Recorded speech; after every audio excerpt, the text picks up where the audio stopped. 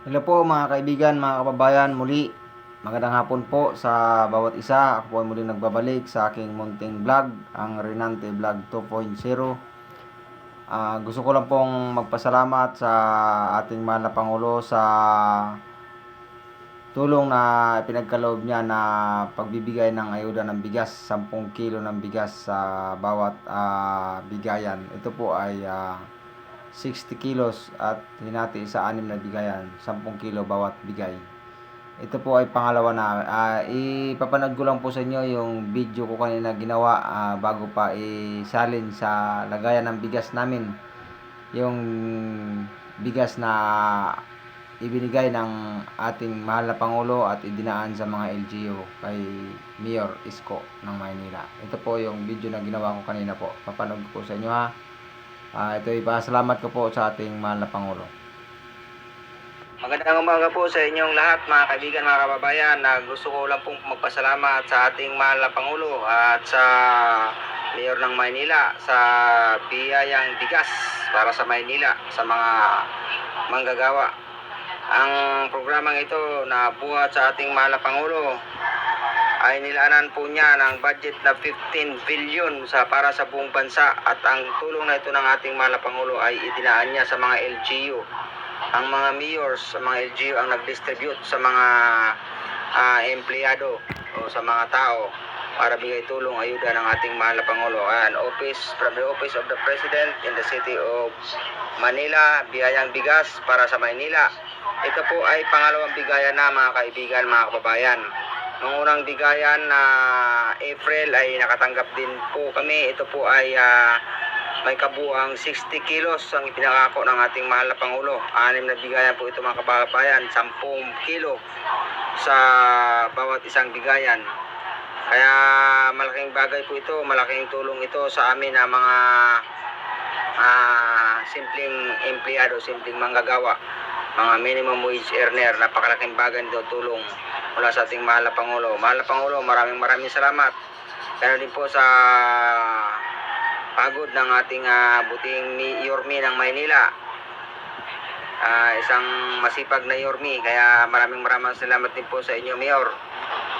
Siyempre higit sa lahat sa ating mahal na Pangulo, at sa ating unang-una sa ating mahal na Panginoon. Salamat sa mahal na Panginoon sa buhay na ibinibigay niya sa ating mahal na Pangulo. Sana'y patuloy niya pambigyan ng mabang buhay ang ating mahal na Pangulo. Patuloy na ingatan upang patuloy pa siyang makatulong para sa ating bansa. Marami pa siyang matulungan. Nasa ngayon nga kung saan ay busy siya sa pagtulong doon sa mga nasalanta ng lindol doon sa Mindanao, especially doon sa pinaka-epicenter sa General Santos City. Napakabilis ng response ng ating mahal na Pangulo doon. Talaga napakabuti ng ating mahal na Pangulo. Shout out dyan sa mga DDS supporters na bulag na bulag sa mga Duterte. Dahil sa kasinungaling ang pinapalabas na paniwala sila, na budol sila. Lagi nagsasabi na walang ginagawa ang ating mahal na Pangulo. Pero ayan, patuloy na tumutulong at patuloy na may ginagawa ang ating mahal na Pangulo. Sa kabila ng kanilang mga paninira, patuloy at tahimik na nagtatrabaho ang ating mahal na Pangulo. Patuloy na tumutulong sa mga nangangailangan. Sampal ito sa mga Duterte. Kaya yan, maraming mga DDS dyan, mga kasama ko sa trabaho, nagsasabi na walang ginagawa, pero nakikinabang sa tulong at bigay ng ating mahal na Pangulo. Kumakain ng bigas na tulong na bigay ng ating mahal na Pangulo, pero palaging sinasabi walang ginagawa, bangag. Nako, mahiya naman kayo dyan. Nako, shout out sa inyo. Mahiya naman kayo. Shout out dyan.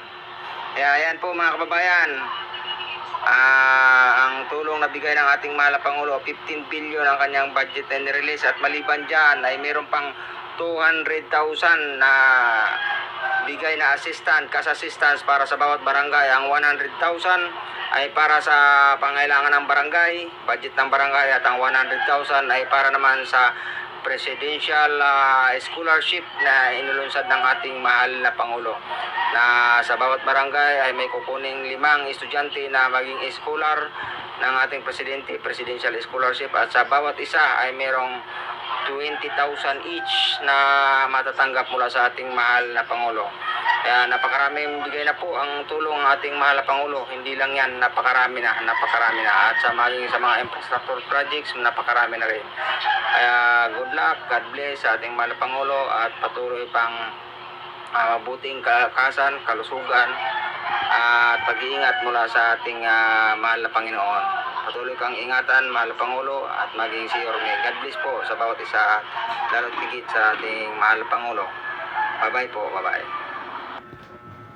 So, yun po mga kaibigan, mga kababayan, yung aking ginawang video kanina bago ho kasi isalin yung bigas na aking dala galing sa aking trabaho, na kung saan ay pangalawang bigayan po sa aking trabaho na programa ng ating mahal na Pangulong PBBM. At ito ay idinaan niya ang pamigay sa mga LGU, sa mga mayor. Kaya mahal na Pangulo, maraming salamat sa napakabuting hangarin mo para sa pagganap mo sa iyong tungkulin bilang Pangulo ng ating bansa.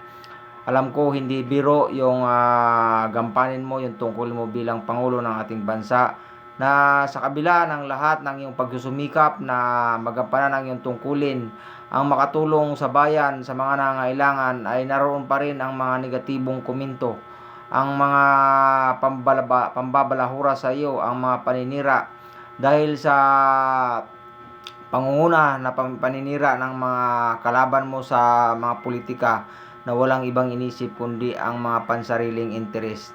Patuloy kanilang ginigiba, patuloy kanilang sinisiraan dahil sa pansarili nilang layunin, sa pansarili nilang interes na agawin ang poder mula sa iyo. Ngunit sa kabila ng lahat ng paninira nila ay patuloy ka naging strong leader. Patuloy ka na tahimik na nagtatrabaho. Hindi mo ginagantihan ang mga masamang mga salita na binabato nila sa iyo.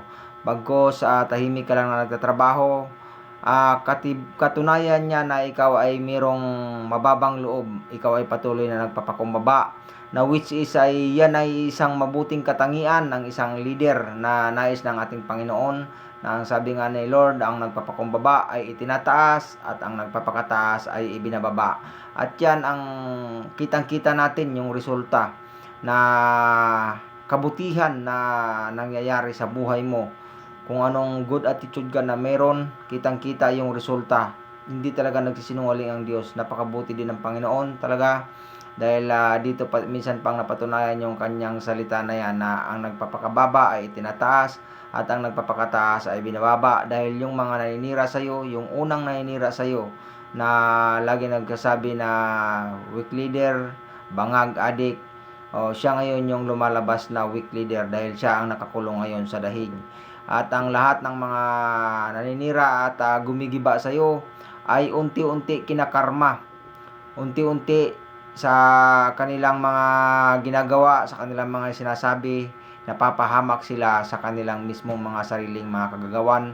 Nagkakaroon sila ng kaso na bagamat lagi nilang sinasabi political persecution yung ginagawa sa kanila, pero kung ikaw nasa matinong kaisipan, himayin mo, aralin mo kung bakit sila may mga kaso, malinaw na malinaw, dahil sa kanilang mga kagagawang mga krimen na ginawa.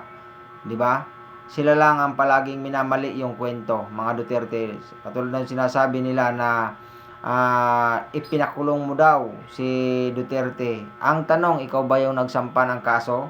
Hindi ba si Trillanes? Kitang-kita dito yung mga pansarili nilang interest. Nililigaw nila yung kwento, iniiba nila yung kwento para mag-gain ng sympathy, kuhanin ang sympathy ng taong bayan para ikaw ay siraan ng siraan. Pero ang ating Panginoon, naroon ang paggabay sa iyo, ang pag-iingat sa iyo. Kaya kahit anong panggigiba nila, sa simula pa lang ng pag-upo mo, gusto na nilang agawin yung pamumuno mula sa iyo. Ngunit until now, you are still a strong leader of this country, because the guided of the Almighty God, you are always be. Nasa iyo yan palagi, mahal na Pangulo. Kahit kami na mga taga-suporta mo, kitang-kita namin yan. Patuloy kaming sumusuporta sa iyo dahil nakikita naman namin yung effort mo kung paano ka magsumikap para makatulong sa mga mahihirap, kung paano ka magsumikap na iangat ang ating bansa. Katunayan yan, kinilala tayo sa buong Asia. Mula sa pandemic, tayo ang isa sa bansa sa Asia na mabilis ang paglago, pag-angat ng ekonomiya mula sa pagkalugmok ng ekonomiya ng buong mundo dahil sa pandemic. Isa ang Pilipinas sa nangunguna sa fast growth economy sa buong Asia. On the record yan, sinasabi lang ng mga DDS na wala kang ginagawa, pero kami na mulat sa katotohanan ay kitang-kita namin yung kasipagan mo, na sa kabila ng lahat ay patuloy kanilang inaatake, patuloy kanilang sinisiraan, hindi ka nagpapaapekto. Patuloy at patuloy ka lang sa paggampan sa iyong tungkulin, patuloy at patuloy ka lang gumagawa ng mga kapamaraanan para matulungan ang iyong mga kababayan, ang iyong mga nasakupan, ang mga nangailangan. Isa na dyan yung mga kalamidad na nangyayari sa ating bansa. Andun ka agad yung mabilisan mong response. Ikaw mismo pumupunta sa mga lugar kung saan nasalanta, kagaya ng mga bagyo ng mga nakaraan at ngayon ay mga lindol. Andun yung mabilisan mong agarang tulong sa ating mga kababayan, na sa kabila ang lugar na patuloy na inaatake ng mga kalamidad ay ang lugar ng Mindanao, na kung saan ito ay lugar ng mga leader, dating leader ng ating bansa, na kung saan siyang nangunguna sa pagsisira sa iyo, sa paninira sa iyo, na marami silang napapaniwalang mga kababayan natin, marami silang naliligaw. Pero sa kabila ng lahat ng yun, nandoon yung iyong tulong, yung iyong suporta. Hindi ka presidente ng loyalista lang, hindi ka presidente ng ilan lang, kundi presidente ka ng lahat ng taong bayan. Kitang-kita sa iyong mga galawan na kahit sinisiraan ka ng mga taong ito, hindi mo inaalintana, hindi mo tinitingnan yun. Nandun ang iyong bukal ng iyong puso na tumulong sa mga nangailangan. Kahit pa sinisiraan ka ng mga yan, kahit inaalipusta ka pa, minumuro ka, sinasabihan kang adik bangag, pero hindi ka nagtatanim ng galit. Ako talaga, mahal na Pangulo, hinahangaan ko ang ganitong ugali mo, dahil yan ang isa sa katangian ng isang mabuting leader na nais ng ating Pangulo, ng ating mahal na Panginoon. Kaya ako naman ay naniniwala na guided ka ng ating mahal na Panginoon, dahil sa mabuting katangian mo na ito, ang hindi nagtatanim ng galit, ang mapagpakumbaba, tuloy-tuloy lang sa pagtatrabaho. Mahal na Pangulo, suportado ka namin. Kaya tuloy-tuloy lang, huwag kang panghinaan ng loob. Narito kami na iyong mga kababayan na sumusuporta sa iyo. Patuloy na nagbibigay ng kalakasan, ng inspirasyon sa mga ginagawa mo. Huwag kang panghinaan ng loob. Tuloy mo lang yung magandang pag-uugali mo, na hindi ka nagtatanim ng sama ng loob, na patuloy na nagpapakumbaba. Ang Panginoon ang mag-aangat sa iyo. Yung mga naninira sa iyo, ang Panginoon na ang bahala sa kanila, dahil sabi nga ni Lord, ibababa sila kapag lagi silang nagmamataas. At kitang-kita naman natin sa mga nangyayari ngayon, lahat ng mga bumabati ko sa iyo, mayroong kaso, pero hindi ikaw ang nagkakaso, kundi yung mga gawa nila mismo, kaya sila nagkakaroon ng kaso. Kaya kitang-kita natin yung galaw ng Panginoon sa administrasyon mo. Marami lang dyan ang mga nabubulagan dahil sa paninira ng mga leader sa ating bansa na may mga pansariling interest. Ako, naniniwala ako na ang mga paninira sa iyo ay bahagi lamang ng pagsubok na upang patuloy kang patatagin bilang isang strong leader para sa ating bansa. Naniniwala ako na ikaw yung nakaprophecy na sa gagamitin ng ating Panginoon, na sa 2030 ay aangat at kikilalanin ang ating bansa, hindi lang dito sa buong Asia, kundi sa buong mundo, na isang maunlad na bansa, na ang isa sa pangarap mo ay ilagay ang ating bansa hindi lang sa middle class, kundi isang bansang may kaya. Dahil nakikita ko doon na tayo patutungo sa mga ongoing projects mo ay mga big infra na marami ang mag-o-open by 2028, 2030, and then the next year. Maraming mga big infra mo na mag-o-open, na kung saan ito ay magbibigay ng malaking tulong sa pag-angat, pag-unlad ng ating bansa. At i-continuous mo lang, mahal na Pangulo, ang pagsusumikap na maumpisahan na ang drilling dyan, exploration dyan sa West Philippine Sea. Huwag mong pansinin ang mga naninira sa iyo. Ngunit, mahal na Pangulo, mayroon lang po akong panawagan sa inyo.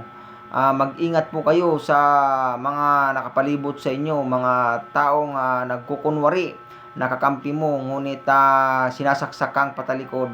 Huwag po kayong mag-alala, everyday po kayong ipinagdarasal palagi po kayong kasama sa aking devotion prayer na patuloy kang gabayan at ingatan ng ating mahal na Panginoon. Patuloy kang patatagin sa iyong kalooban sa pagpapatakbo ng ating bansa ay hindi ka panghinaan sa kabila ng mga paninira sa iyo ng ating mga kababayan, ng iyong mga kalaban sa politika, ay hindi ka panghinaan, bagkus ito'y magbibigay inspirasyon upang patuloy mo pang pagbutihin ang paglilingkod sa ating bansa bilang aming Pangulo, bilang leader ng bansang ito. At kasama dyan sa patuloy kong pinagdadasal, ikaw at ang buong pamilya na patuloy kang ingatan, bigyan ng mabuting kalusugan saan man kayo makarating, ay patuloy kayong nasa maayos na kalagayan na hindi makasingit ang anumang atake ng kaaway, atake ng physical, emotional, spiritual, ay hindi sila magtatagumpay. Yan ang palagi kong dalangin sa iyo, maging sa mga kasama mo sa paglilingkod bayan sa gabinete. Mayroon lang po akong kahilingan sa inyo, mahal na Pangulo, sana ito'y makarating sa iyo ang mensaheng ito, na sana si Trillanes i-appoint mo na bilang DILG Secretary at tapatan mo rin ng mayroon siyang katuwang sa PNP Chief. Kung pwede, ibalik mo si General Nicolas Torre as PNP Chief upang tumugis sa mga nagtatago sa batas, mga wanted sa batas, kagaya ni General Bantag, ni Atong Ang, ni Saldico, at saka si Bato de la Rosa. Naniniwala ko na pag ang dalawang ito ang nagtandim, DILG si Trillanes, PNP Chief si Nicolas Torre III, ay malaki ang maitutulong nito sa iyong administrasyon. At kung hindi naman na pwede si General Torre bilang PNP Chief, kung maaari, maglagay ka ng isang task force na pamumunuan ni General Torre na tutugi sa mga wanted sa batas na mga taong ito, dahil hindi basta-basta ang mga taong ito, mga big time ito. May history tayo na pag general, mahirap mahuli, na siyempre may maraming mga koneksyon yan. Kaya naniniwala ako sa kakayahan ni General Torre, dahil nasubukan na natin yan sa nangyari kay Kibuloy at sa dating Pangulong Duterte. Kaya mahal na Pangulo, yun sana kung maaari pagbigyan mo na. Hindi lang naman ako ang nanawagan na gawing DILG Secretary si Trillanes, dahil kapag ito'y na-appoint mo si Trillanes as DILG Secretary, malaki ang maitutulong mo sa pagsugpo sa krimen dito sa ating bansa. Dahil ako'y naniniwala ang mga Duterte, isa sila sa rason kung bakit lumalaganap ang krimen dito sa ating bansa, dahil naniniwala ko na sila ay totoong mga protektor ng illegal na droga dito sa ating bansa. Kaya alam ko, hindi ang tatatanan ni Trillanes, tutugisin yan ni Trillanes. Kung maaari nga lang, kung loloobin ng Panginoon by God's grace, ay si Trillanes ang iyong i-endorso na susunod na papalit sa'yo. Pero siyempre mas gugustuhin ko pa rin na ikaw yung magpapatuloy in God's grace, 20 years na ikaw yung mamumuno sa ating bansa para tuloy-tuloy yung paglago o pag-unlad ng ating bansa. Kaya lamang po, maraming salamat, mahal na Pangulo, sa iyong kasipagan, sa iyong pagsusumikap. Pagpatuloy ka lamang sa iyong kabutihang asal, ang mapagpakumbaba, ang hindi nagtatanim ng galit. Alam ko na pagtatagumpayan mo yan, yung bintang nila sa iyo na ikaw yung mastermind ng flood control scam. Nakikita ni Lord yung katotohanan dyan. Alam ko, naniniwala ko, bintang lang nila sa iyo yan para gibain ka, para hindi na makalkal yung sindikato na itinayo nila. Bago ka pa man dumating bilang Pangulo, nandyan na yung krimen na yan, nandyan niya yung sindikato na yan. 2016 lumala yung korupsyon dyan sa flood control. Dati pa naman yan bago si Digong. Mula pa kay Gloria, kay Cory, nandyan na yung korupsyon na yan. Lumala lalang lalo kay Digong. Paanong ikaw yung mastermind? Inabutan mo lang yan. Mabuti nga dumating ka, dahil kung wala ka, wala kaming pag-uusapan, wala tayong pag-uusapan na flood control scam. Ikaw lang ang bukod tanging presidente na nagbulgar sa matinding sindikato ng korupsyon na yan. Dahil dyan, marami na ang napakulong. Marami na ang nagbabalik ng milyones na pera sa panahon ng poon ng mga DDS ng Duterte. Meron ba siyang napaimbestigahan? Meron ba siyang napakulong? Meron ba siyang naipabalik na milyones na pera? Di ba wala? Tapos ang kakapal ng mukha, ikaw pa yung binabaliktad, ikaw daw yung mastermind. Mga nabubulagan kasi, papaano? Fake news ang mga Duterte. Yan ang isa dyan sa nakakasira sa ating bansa. Yung mga maling naratibo, mga maling kwento na kung saan marami sa ating mga kababayan na iti-iti, hindi nagre-research, naniniwala sa paninira sa'yo kahit wala namang ebidensya. Sabihin lang na bangag ka, adik ka, weak leader ka, kahit walang ipinapakitang ebidensya, medical record na nagpapatunay na adik ka, naniniwala pa rin sila. Ganyan ka iti-iti ang ating mga kababayan. Kaya yun, nagkakaroon ng negative effect sa ating bansa ang mga paninira na yan sa'yo, pero hindi natutulog ang Panginoon. Nakikita ng Diyos yung mga ginagawa mo, yung effort mo, yung hirap mo. Nandito lang kami nakasuporta sa'yo. Naniniwala ako na hanggang 2028 ay matatapos mo ang iyong termino, at ngayong June 12 na gusto na naman, meron na namang masama silang balak na ang sabi gustong pasukin yung Malacanang, gustong agawin yung Kapangyarihan. Hindi talaga sila tumitigil, pero naniniwala ko na hindi sila magtatagumpay dahil ang Panginoon ay patuloy na nagpoprotekta sa iyo. Dahil alam ko naman na malinis ang iyong hangarin bilang leader ng aming bansa. Kitang-kita sa iyong mga galawan, dahil hindi naman lingid sa kaalaman ng lahat. Bago pa pumasok ang iyong ama, si Apo Lakay, sa politika, ay kayo na ang pinakamayaman sa buong mundo. Individual person declared 1949 pinakamayaman, isa sa pinakamayaman, Attorney Ferdinand Marcos. Yung binibintang nila sa inyong bilyon-bilyon, barya lang yan sa totoong yaman ng iyong ama. Kaya paano ka pa magnanakaw? Kung ako lang, bilyonaryo kung ako sa kalagayan mo, bilyonaryo na ako, ba't pa ako tatakbo sa politika kung gigibain lang din naman yung pagkatao ko dyan? So, di ba, mag-focus na lang ako sa pagninegosyo. Kaso, dangan nga dala ng tungkulin, tawag ng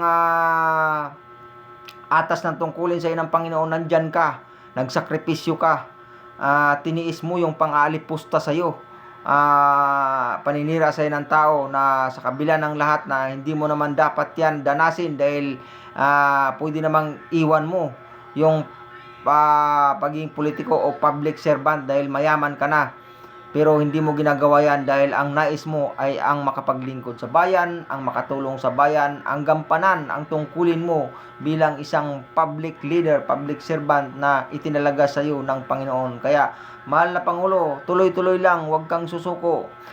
Nasa likod mo ang Panginoon, patuloy kang ginagabayan, at narito kami na taga-suporta mo na patuloy na nagdarasal sa ikabubuti mo, sa ikabubuti ng ating bansa. Nakatanaw ang Panginoon sa iyo sa mga ginagawa mo. Basta sa Kanya ka lang lagi sumandal.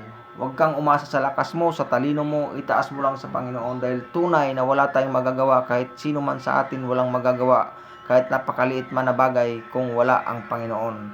Siya lang ang ating kapangyarihan, siya ang ating kalakasan, sa Kanya tayo magtitiwala.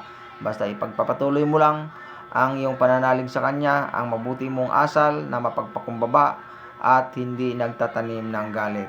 Kaya God bless you sa inyong mahal na Pangulo. Purihin natin ang Diyos. Sa Kanya ang lahat ng kapurihan, at patuloy ka na mag-iingat. God bless you. Ingat po kayo. Thank you so much po. Bye-bye.